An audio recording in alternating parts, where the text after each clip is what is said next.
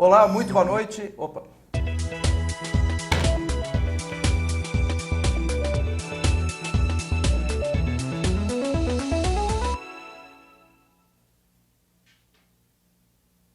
Olá, boa noite, tudo bem? Começa agora o programa Sob Nova Direção aqui nos estúdios da All TV e hoje nós temos aqui um cara muito bacana que vai conceder essa entrevista pra gente. Espero que o chat dê uma bombada, que vocês façam muitas perguntas, apertem ele bastante, que não tem problema. Ele é acostumado com adrenalina forte. E seja bem-vindo, Raul Boésio está aqui conosco. Obrigado, Sérgio. É um prazer estar aqui. Obrigado pelo convite. Excelente. Eu iria apresentá-lo, né? Mas eu acho que ninguém melhor que ele falar o que ele fez aí desde lá, quando era moleque, onde nasceu, essas coisas todas aí que vocês têm curiosidade. Por favor, então. Pelo meu sotaque, vocês não vão demorar muito para descobrir de onde eu sou. Nasci em Curitiba, paranaense, leite quente. Apesar de morar muito tempo fora, durante a minha carreira no automobilismo, o sotaque não mudou nada. E eu vivi em Curitiba, aí sempre envolvido em esporte. Na minha infância eu tinha uns amigos, ia muito para fazenda, andava a cavalo, e aí a gente tinha jeito, meu irmão, principalmente o mais velho, que gostava muito, e aí fala, vocês têm que, por que vocês, quando estão em Curitiba, não vão ver se vocês gostam de fazer hipismo, né, saltar e tal, vocês gostam tanto de cavalo e te levam jeito, pelo jeito. Aí a gente foi, eu tinha, sei lá, 10, 11 anos de idade, e montei por 5, 6 anos, praticamente todo dia, fui bicampeão paranaense e ganhei prova de campeonato brasileiro, até o dia que eu fui com um amigo dar uma volta de kart. E aí eu só pensava em karts, que o cavalo já não me satisfazia. Quer dizer que um cavalo, chega de um cavalo. cavalo. Um cavalo só não dava mais. E aí, mas foi uma luta para eu convencer meus pais que eu queria largar um esporte que eu tinha sucesso e assim... Já consagrado. E seguro, né? Aí eu acho que a minha mãe já viu, ele gosta de, como ele quer esse negócio de kart, será que kart? Já não sei se ela já pressentiu que podia um dia eu querer correr, e naquela época piloto era coisa de playboy, né? Não tinha segurança, não era uma coisa profissional, nunca na minha família teve ninguém envolvido em automobilismo. Mas desde pequeno mesmo, assim, quando eu era bem criança, assim, né, eu adorava carrinho, ficava deitado no chão, carrinho para lá e para cá, estacionando. Era só minha mãe falava, era só dar um carrinho para ele que ele ficava quieto o dia inteiro. Então, quer dizer que a sua paixão pela velocidade mesmo veio do kart. Então, ela começou com o cavalo, mas efetivamente no kart. E eu sempre fui muito competitivo. Eu ia para ganhar, para competir. A hora que eu entrei no kart também foi a mesma coisa. Não era para ir lá, era para focado em andar na frente, ganhar. Era a competição. E aí foram dos, sei lá, 16 até os 18, daí tinha que parar para entrar na faculdade e fazer cursinho. Meu pai era engenheiro civil, meu irmão mais velho tinha passado na engenharia civil, meu tio engenheiro civil. Então não tinha outra alternativa se eu não fizesse engenharia civil. Tinha que ir para a área. Imagine, daí eu falo, mas eu quero correr, aí passei no vestibular, até aqui em Itatiba, aí ganhei um carro, e vivia fazendo racha na rua e dei umas batidas. E sempre na correria. E aí meus irmãos começaram a falar para os meus pais, Melhor deixar ele correr na pista, senão ele ainda vai acontecer alguma coisa grave com ele. Vai aprontar. E eu querendo. Aí eles abriram mão, deixaram. E ao mesmo tempo eu fazendo engenharia, né? Aí me transferi para Curitiba, fiz até o 3º ano. Mas o negócio do automobilismo foi desenvolvendo. E em 1979, que foi o primeiro ano oficial da Stock Car no Brasil, eu já tinha sido vice-campeão paranaense numa categoria chamada Grupo C, que naquela época era o turismo, mas corria os Maverick V8 e os Opalas, né? 400. Daí que a General Motors lançou o 250S na época, que era mais motor mais forte, aí começaram todo mundo largar. E daí iniciou a Stock Car em 79. E esse ano eu fui piloto revelação, era o mais jovem, aí outros pilotos como gente que conhece e que acompanha, o Paulo Gomes, Afonso Giafone, começaram a colocar na minha cabeça que eu tinha que ir embora. Você quer seguir carreira? Até então era vivendo o momento, né? Não tinha nem como ir, nem... E aí foi, daí consegui vender a minha equipe. A equipe na época aqui era 3 motores, eram meia dúzia de roda reserva e, né, um pouco de ferramenta. Quando você levava o carro para a corrida, eu alugava um caminhãozinho em Curitiba. E eu mesmo, era eu e 2 mecânicos, que um deles é o Rosineide Campos, que até hoje é um dos cobras aí, o famoso Meinha. E aí um pessoal aqui de São Paulo quis comprar a equipe, mas ele queria o Meinha como mecânico, que era... Enfim, com isso eu paguei parte do meu primeiro ano de Fórmula Ford na Inglaterra em 1980. E aí deixa você perguntar alguma coisa. Deixa você participar do programa. Não sou nem eu. Olha aqui, ó, tem internautas, seus fãs aqui, querendo já saber informações.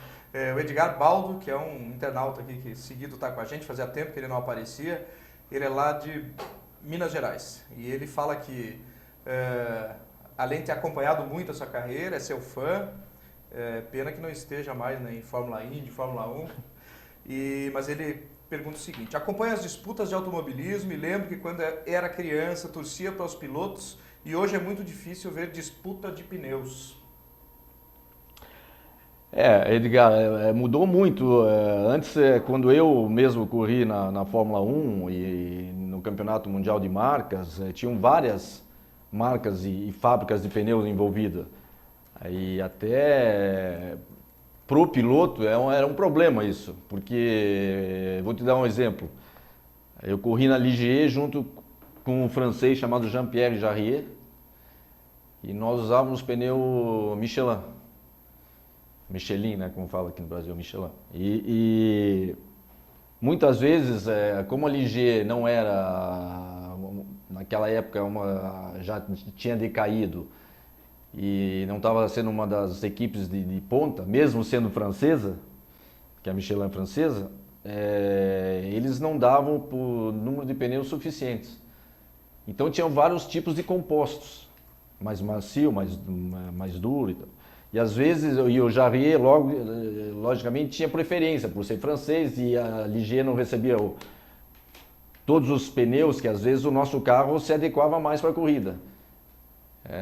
Então, eu sempre, às vezes, era preterido de ter o melhor pneu e dava para o Jarier. Até uma vez no Grande Prêmio de Silverstone, na Inglaterra, nós largamos e a gente fazia um pit stop. E naquela época não tinha reabastecimento, foi quando começou ainda. E o Jarier, mas a gente fazia um pit stop para troca de pneu. e o Jarrier quebrou antes de trocar. Aí eu parei, troquei os pneus, só que eles colocaram os pneus dele no meu carro, que eram os pneus bem mais macios, mas que aguentavam. E de repente o carro virou outro. Assim, parecia que estava grudado no chão. E eu era 1,5 segundo mais rápido por volta. Até eu lembro que eu fiquei disputando um bom tempo com...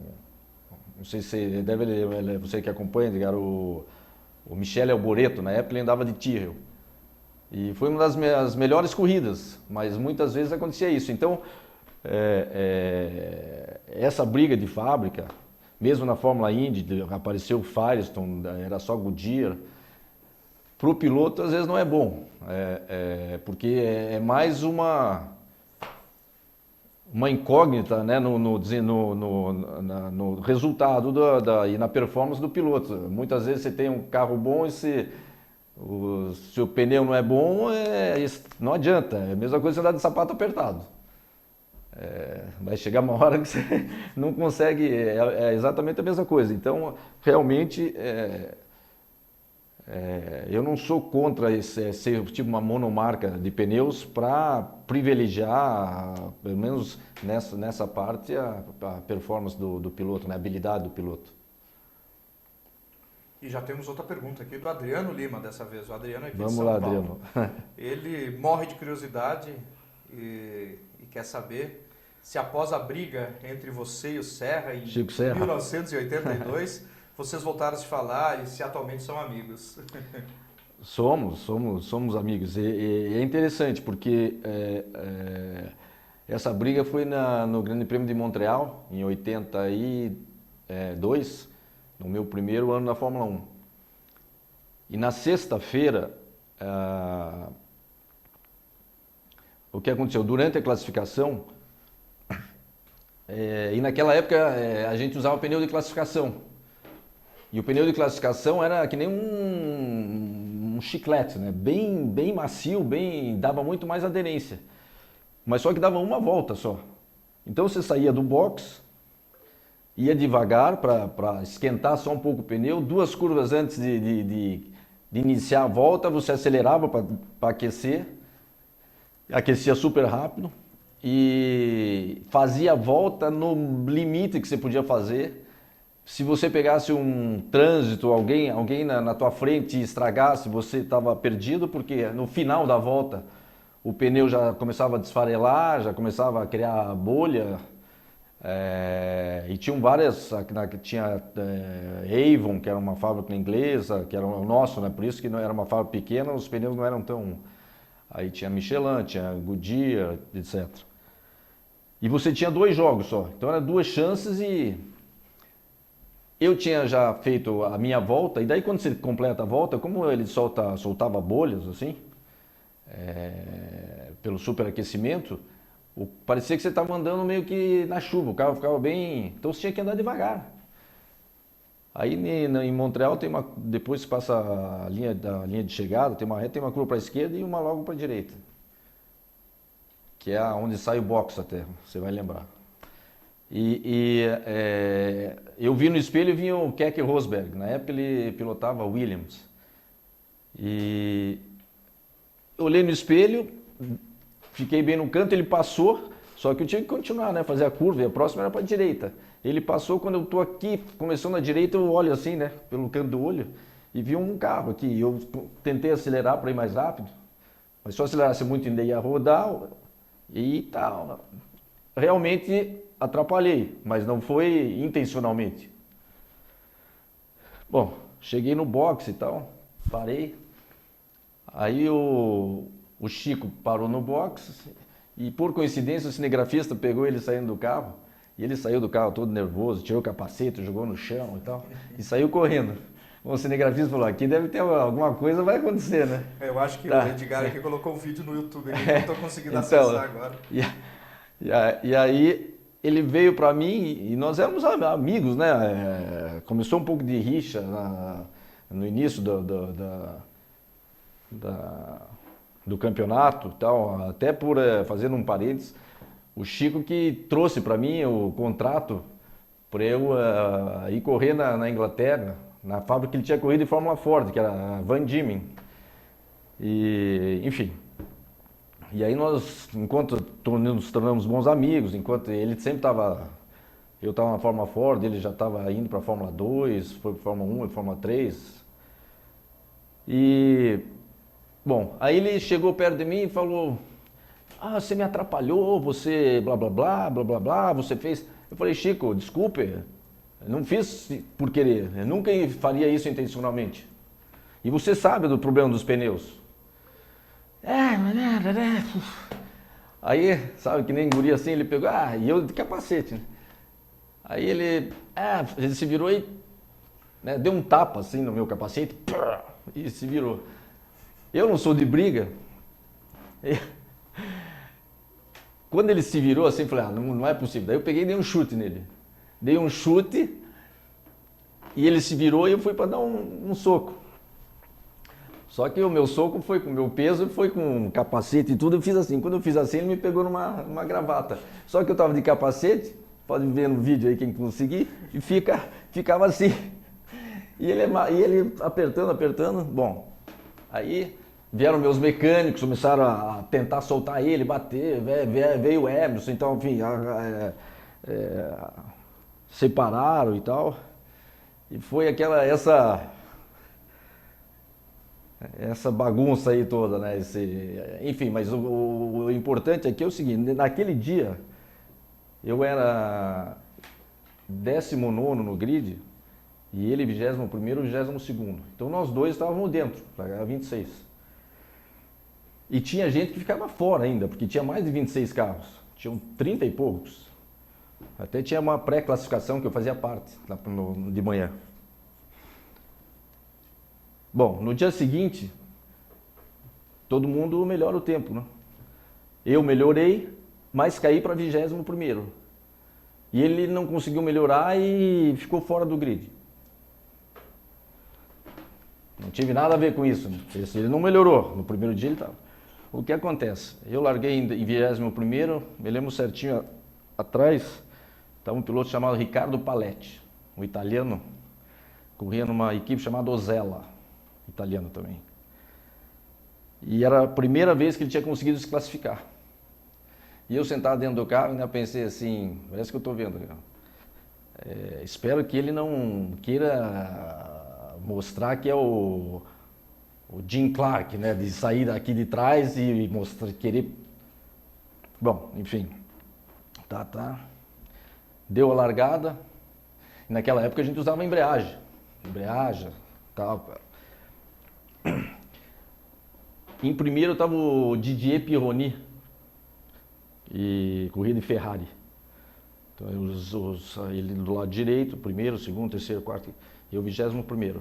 A hora que você chega lá onde está o primeiro, eu já estava em quarta de pé embaixo, sei lá, uns 160, por aí, 170, não, terceira, para quarta, 160, 170.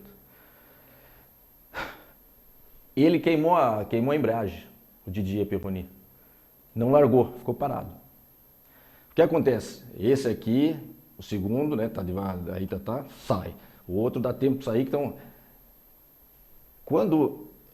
Eu me lembro era o Mark Surer, que corria na Arrows, estava na minha frente. Ele saiu. Só deu tempo de eu sair também. Só que cada um está mais perto, né? Mais velocidade. Eu saí, eu já bati na Ferrari. Roda com roda aqui, eu saí rodando. E o Riccardo Paletti encheu a traseira dele. Porque ele não se moveu a Ferrari. Eu saí rodando, não bati ninguém aqui do lado. E foi Tem no vídeo aí também. E o que acontece? Na hora, acho que o Paletti faleceu. Você vê que os carros eram bem mais inseguros, né? Não tinha esse hands device que prende o pescoço, tudo para fora. E eu acho que na desaceleração, na hora... E para piorar, ele ficou desacordado, se via assim, passou, sei lá, 20 segundos tentando tirar, o carro pega fogo. Pega fogo e é uma cena realmente...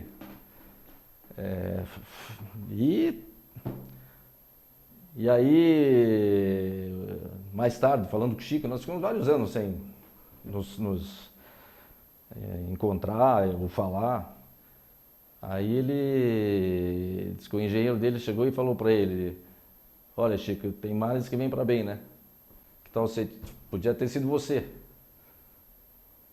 E, né, então uma situação. Aí depois ele veio correr aqui de Stock Car, aí ele ganhou um campeonato e ele foi fazer uma corrida lá de Indy também, que daí eu fui para Indy depois, mas acho que ele não preferiu ficar por aqui, daí ele ganhou, liguei para ele, deu os parabéns, que eu sei o quanto é difícil.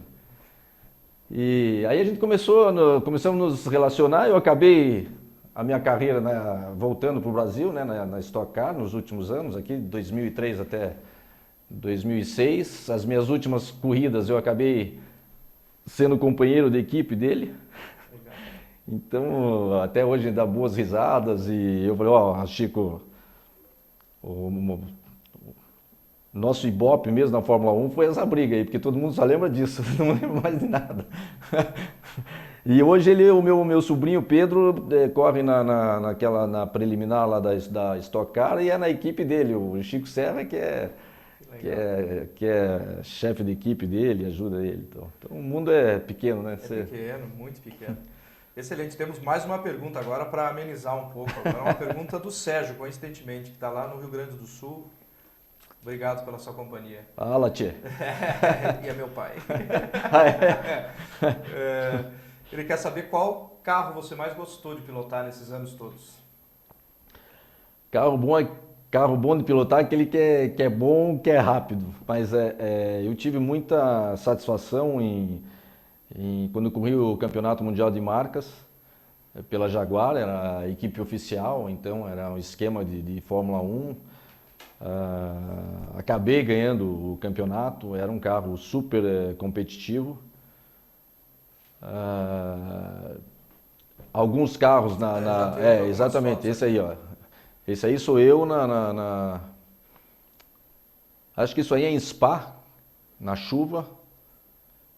Não, na realidade em Spa eu corri o carro número 6, mas deve ser Monza, uma das corridas aí. Isso aí é Silverstone, acho. Então foi esse carro aí que eu ganhei o Campeonato Mundial em 87. E meu companheiro de equipe em algumas corridas foi o Ed Sheever, que dá para ver que é ele, né, nessa foto aí pelo capacete, que ele tem uma estrela assim do lado. Aqui é Le Mans, por causa da asa, que Le Mans tem uma reta muito longa, é uma pista super rápida, então você vê que a asa é bem plana atrás.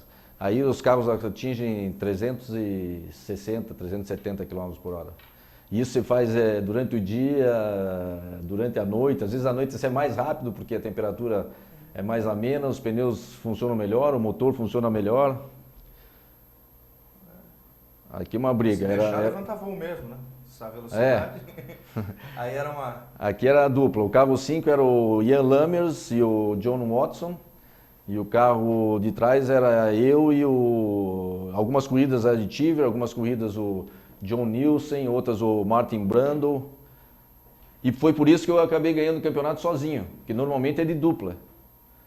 E logo depois que eu assinei o contrato, ó, eu e o Ed Cheever e o engenheiro, que é o desenhista do carro, o Ed Sheever recebeu uma proposta para correr na Arrows de Fórmula 1. E aí a equipe, a TWR, que é do Tom Walkinshaw Racing, que era quem preparava os carros, permitiu. Então as corridas que coincidiam na Fórmula 1, o Ed ia para a Fórmula 1 e ele colocava outro piloto no lugar para ser meu companheiro. Aí Le Mans, normalmente tinha mais um carro, teve um ano que teve 5 carros, que foi em 91. Então a gente tinha uma briga não só com as outras fábricas, Porsche, Nissan, as equipes de fábrica, sempre oficial, mas entre a própria equipe. E o meu carro era preparado nos Estados Unidos, porque nos Estados Unidos tinha um campeonato de marca chamado IMSA, e que eu estava participando em 91. Então, era eu e um americano chamado David Jones e colocaram um francês chamado Michel Ferté, porque a corrida é na França, e francês e tal. E nós classificamos na frente dos outros, que eram todos os carros preparados na Inglaterra, na oficina principal. E quase ganhamos a corrida. Terminamos em segundo. E o Michel Ferté, ele era mais lento que eu e o Dave, e aí era mais lento e consumia mais combustível, porque você tem um número de litros, e aquilo que você pode usar, X para a corrida, e você tem que terminar com aquilo. E aí ele era mais lento e usava mais combustível, então a gente acabou meio que... Eu pilotava 2 horas, o Dave 2 horas e colocava ele 1 hora, às vezes pulava ele, começamos a falar, olha, não dá, porque senão... E a gente estava disputando a corrida, liderou muito, e aí só que a gente usava 5% a mais de combustível do que podia. A gente estava andando muito forte, daí chegou uma hora que, pelos cálculos, a equipe falou, ó, você tem que tirar o pé, usar menos giro e tal. E aí acabamos terminando em segundo. Muito bem. Nós vamos ter um intervalinho. Daqui a pouco eu vou fazer só mais uma pergunta. Já deixa a Sara preparada lá para soltar o intervalo. Mas o Adriano fala que os pilotos da época do AU eram verdadeiros heróis. Carros sem nenhuma segurança. Realmente, né? Isso é verdade. Mudou muito, ainda bem, né? E o Edgar está perguntando aqui, ó, com esse automatismo todo de hoje que tem nos carros, não igualou muitos pilotos e ainda qualquer um pode ser bem sucedido dependendo da máquina, não é? Hoje cada vez mais o equipamento ajuda muito. Antes você podia tirar aquele final no acerto do carro, na tua habilidade de entender e expressar o que está acontecendo de uma maneira que o teu engenheiro entendesse para mudar o carro, porque esse é um problema. É você interpretar e saber expressar exatamente. E hoje não, hoje pela telemetria, pela tecnologia, muitos eles já sabem lá, não, vamos mexer isso aqui, a maneira do piloto, como ele gosta do carro. Hoje em dia, se você chegava numa pista e o carro estava ruim, você tinha a possibilidade de mudar. De repente, no dia seguinte, o carro, sei lá, ganhava 1 segundo, 1,5 segundos e ir para frente. Hoje, se o carro chega na pista e não anda, ele não vai andar nunca. Ele foi projetado mal, ele não vai ter aquela que você mudou mola e não sei o que. Ele já foi... Esquece. É aquilo. É muito difícil você... Você vê exemplos como Ferrari e tal, daí o ano passado, que ainda conseguiram, mas... Olha o monte de dinheiro né, uma Ferrari que tem um potencial de se refazer nessas equipes grandes rápido, assim.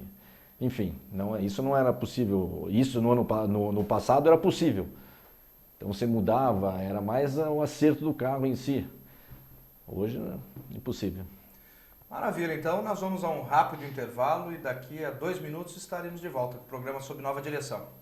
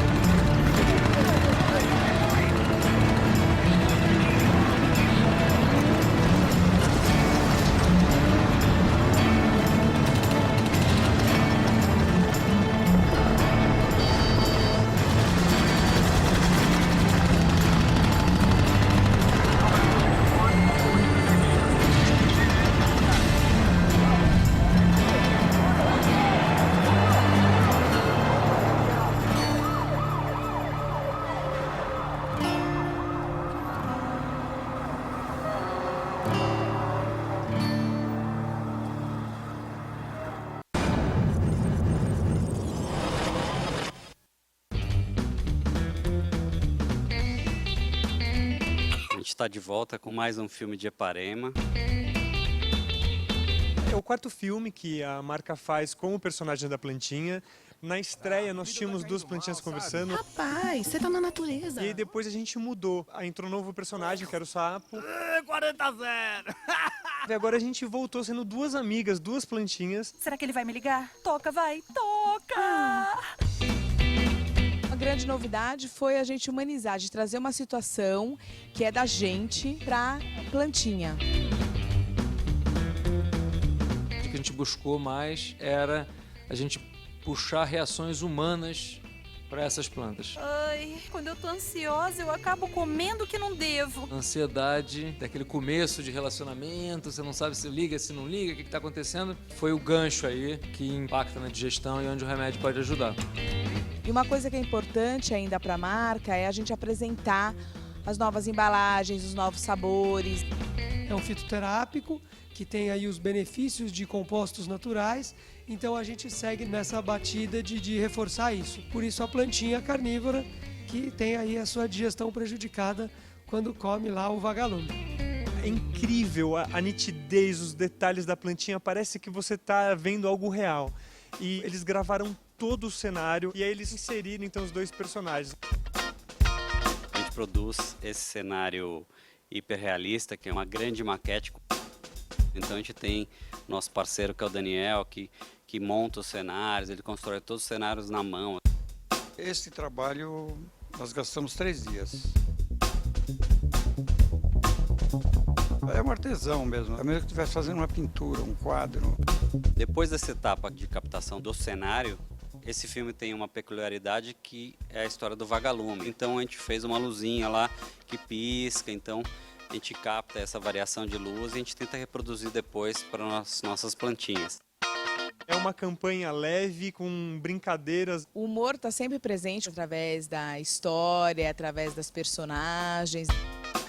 Primeiro a gente escolhe as vozes, depois a gente grava, avalia, afina o texto, edita tudo, o som tem que passar todo o clima do roteiro. Que gentileza! Pelo menos você gosta de mim, né, amiga?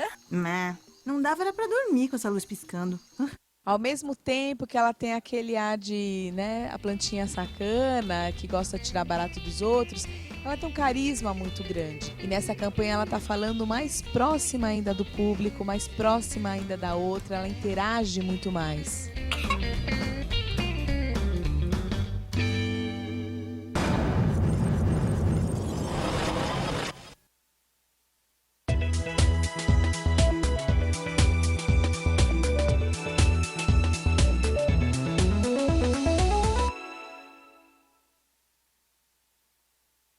Olá, estamos de volta com o programa Sob Nova Direção e hoje aqui no nosso estúdio, Raul Boésio. Então, para quem começou agora a nos assistir, estamos aqui com o piloto Raul Boésio. Já perdeu bastante fofoca aqui. E agora vamos voltar aqui com o chat, que está bem interessante, as perguntas do pessoal. O Adriano quer saber se você chegou a andar no traçado antigo aqui de Interlagos e no novo, e o que você achou de um e de outro. A primeira, inclusive o Interlagos antigo, eu acho que tinha a volta mais rápida e o recorde na época de Stock Car, né? Para aquele ano depois, quando mudaram os carros e tal. Mas a pista antiga era muito desafiadora, era incrível. Nunca corri no mundo inteiro uma pista que fosse assim, com tantas alternativas de tipo de curva, ângulo, velocidade, tinha curvas assim, tipo a 1, a 2 e a 3 em Interlagos, tinha que prender a respiração antes de entrar nela, mas era uma pista que seria de uma difícil manutenção, então a nova pista, quando foi feita, a princípio, acho que muita gente ficou desapontada, mas não deixa de ser uma pista seletiva, segura, uma pista antiga, você vê em relação aos autódromos aí novos, principalmente da Ásia. Então sempre estão, como se diz, reformando, melhorando a parte de infraestrutura para o público, os boxes, É uma das pistas tradicionais na história da Fórmula 1, né? Que não tem muitas, até a própria Silverstone teve que se remodelar para ficar no calendário. Brands Hatch, que era uma pista famosa, saiu.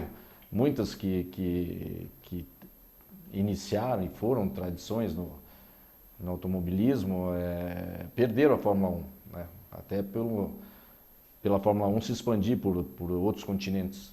Mas Brasil, por ser um país com histórico de sucesso e pilotos de sucesso, e um público que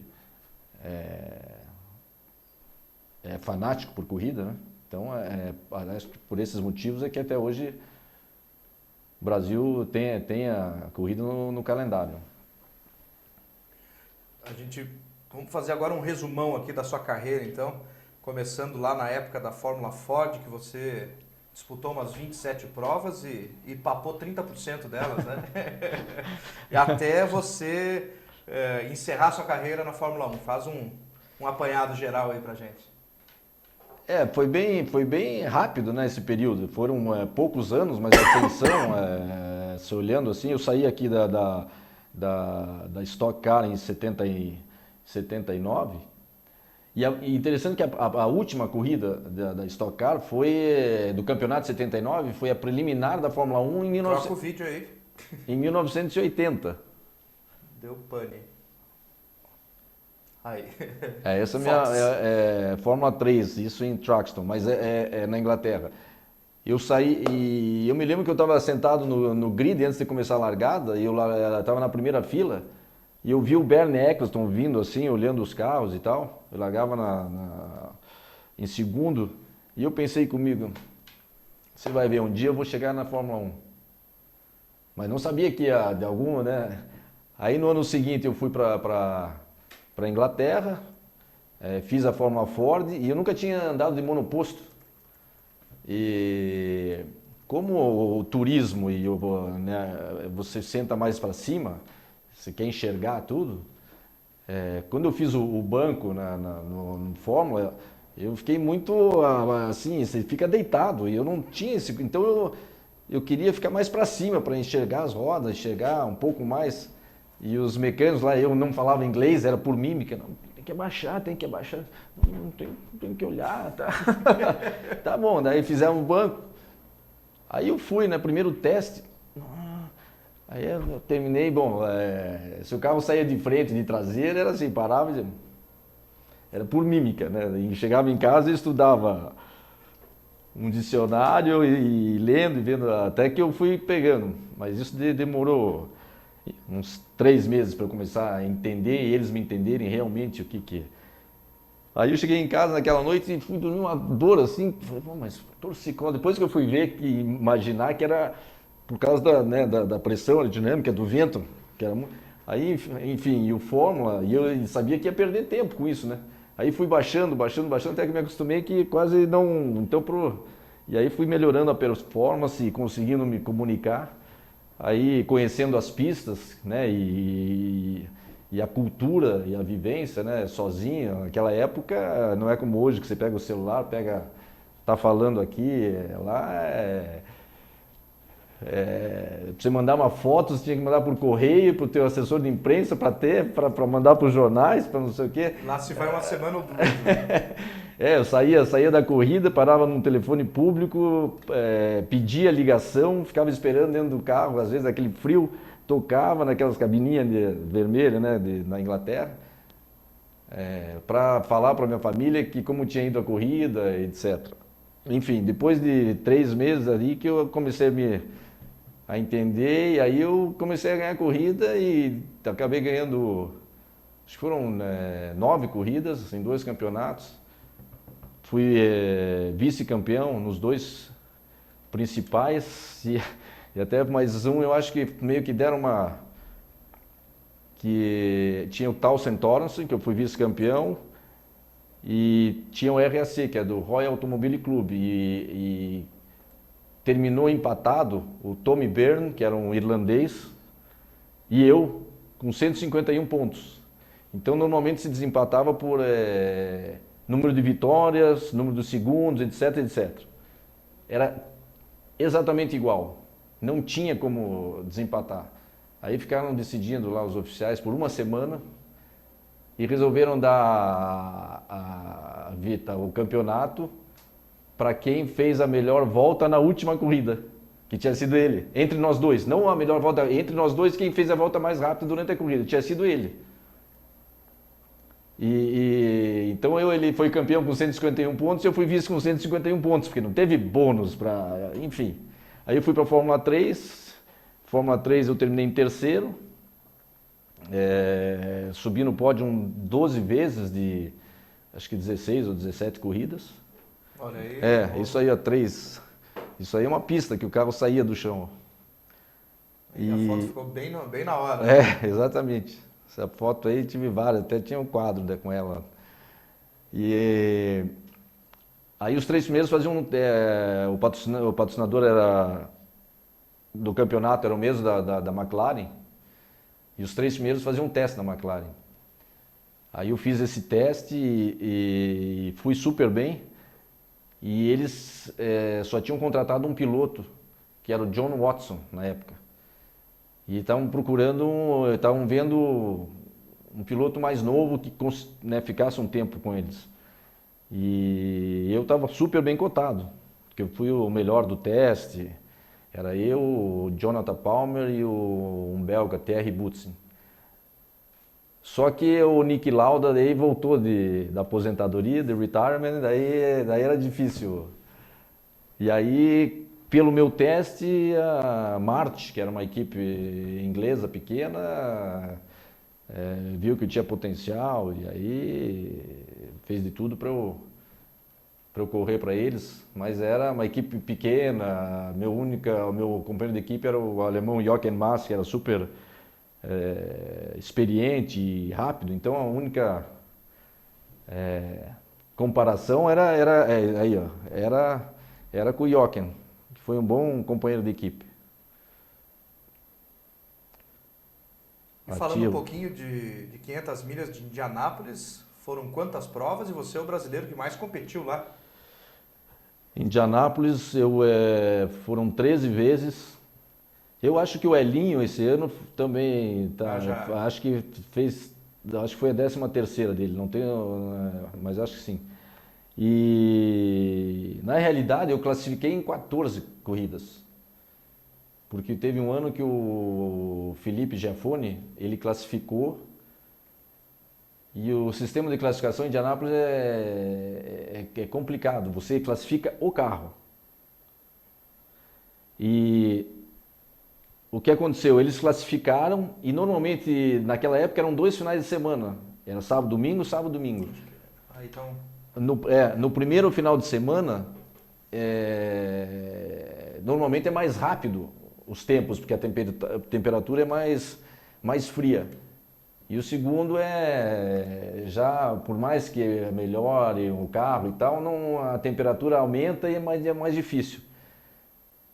E aí eles têm aqui o sistema do bump, que vou tentar explicar. Todo mundo tem o direito de classificar no primeiro dia, e assim sucessivamente, no primeiro dia. Se você não consegue classificar no primeiro dia, que é no sábado, e deixa, vamos dizer, o teu carro, você não estava vendo que não estava a velocidade, você tem três chances para tentar classificar.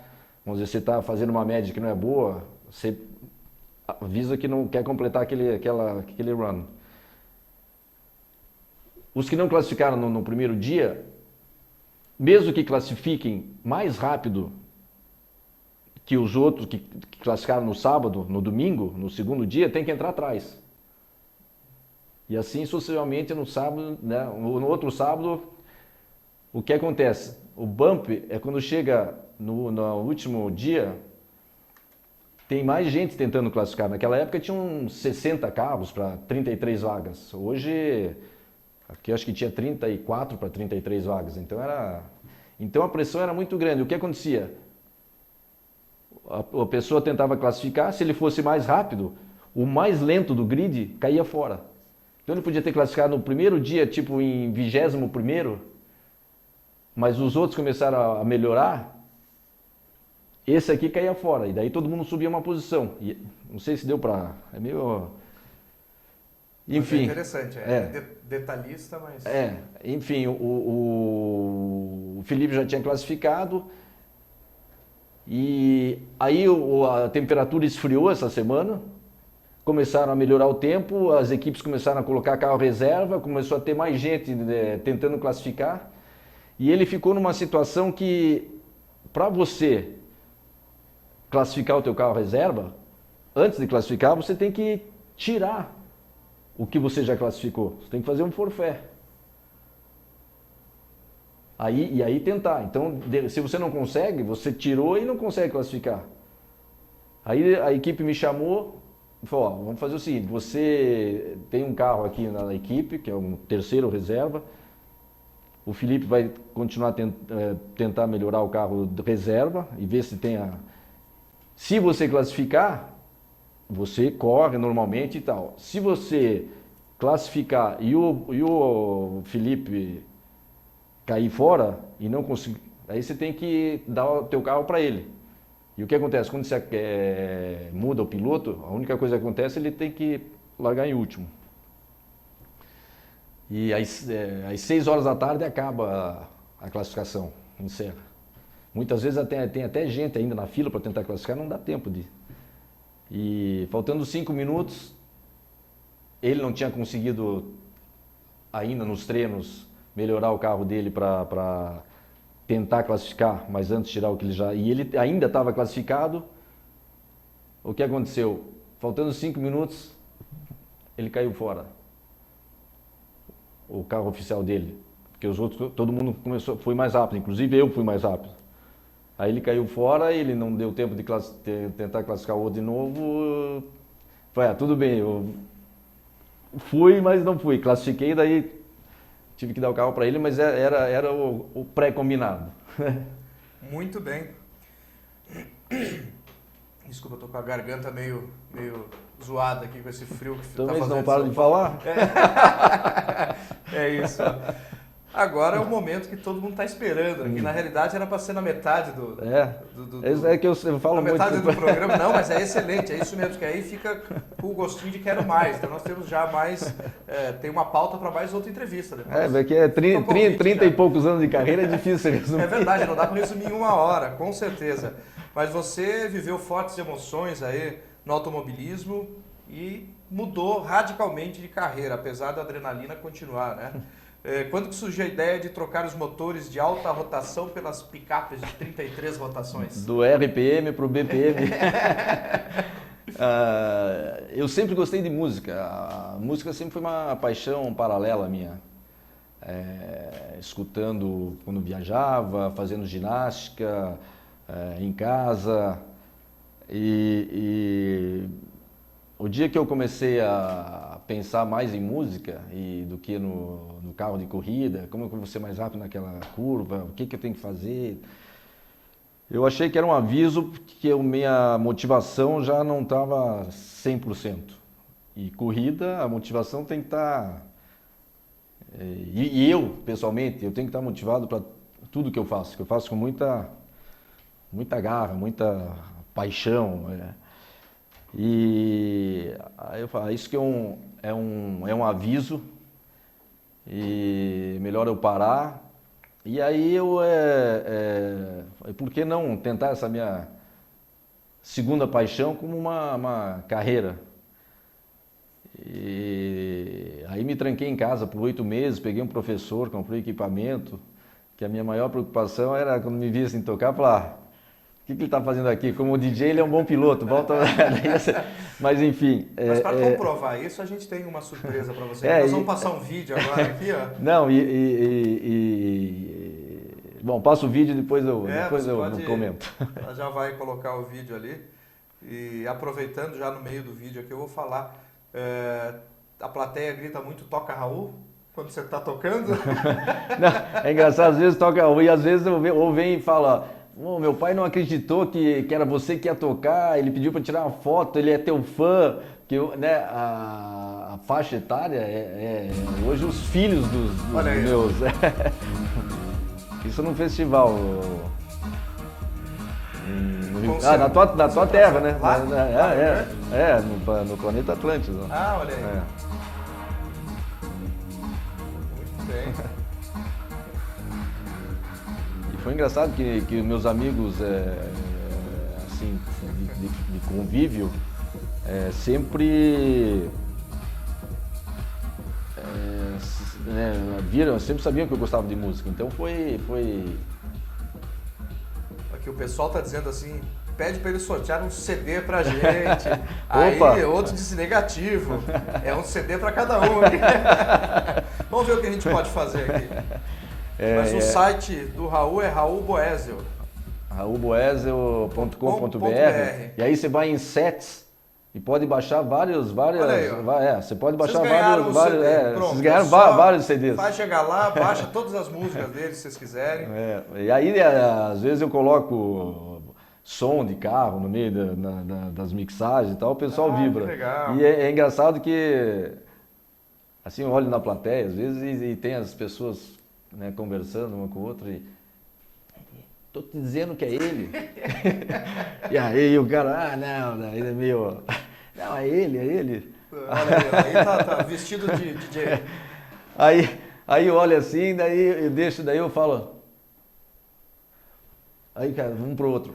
Te falei que era ele, não tô falando que é... Que maravilha. Olha aí. E faz com gosto, né? Dá pra ver que você tá feliz ali na... Não, faço com a mesma intensidade, mesma dedicação, e precisa, porque é muito dinâmico, né? Todo dia sai música nova, e é uma competição, né?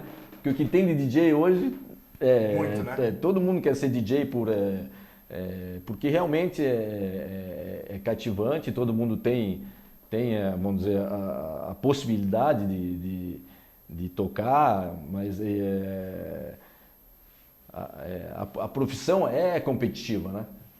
Maravilha, e fala para nós então aí, quais são as próximas apresentações para os internautas que querem assistir? No teu site deve ter agenda? Tem. Vai lá na agenda, toco no Brasil inteiro, vivo para baixo e para cima.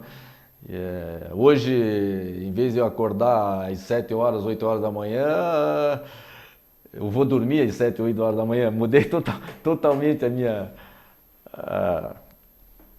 a minha vida. Hoje, às vezes, passo a noite inteira no estúdio, mas é muito... E a esposa acompanha? Acompanha, a Débora acompanha, ela é ponta firme. Muitas vezes vai lá ver se a altura do som tá boa. Às vezes ela me dá umas broncas. O 7 não está muito... acho que não tá agradando muito, acho melhor se mudar. Que maravilha. Porque é sempre um desafio, né? Você tem que ver a pista. E isso que é bacana. Ou você faz a pista bombar, ou você pode esvaziar em 10 minutos, né? Telefone, tchau. Maravilha. Raul, estamos nos nossos 3 minutinhos finais e eu vou aproveitar esses minutos finais para te dar o nosso livro de autógrafos das personalidades que nós entrevistamos aqui. E agradeço a você a gentileza de vir nessa noite fria aqui de São Paulo até o estúdio. E o pessoal aqui está dizendo,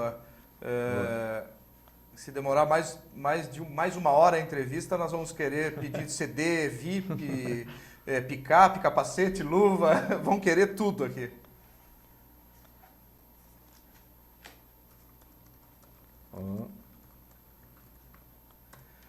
Ô Adriano, o Breja Boy quando veio aqui não tinha o livro ainda. Esse livro veio da metade de novembro ali para cá. E eu quero que você deixe o seu minuto final aí para quem quiser tanto começar a carreira de piloto, o que deve fazer, ou de DJ. De DJ acho que é mais fácil, é mais acessível, mais segura. O máximo que se pode é levar um ovo, mas não tem muro para você bater.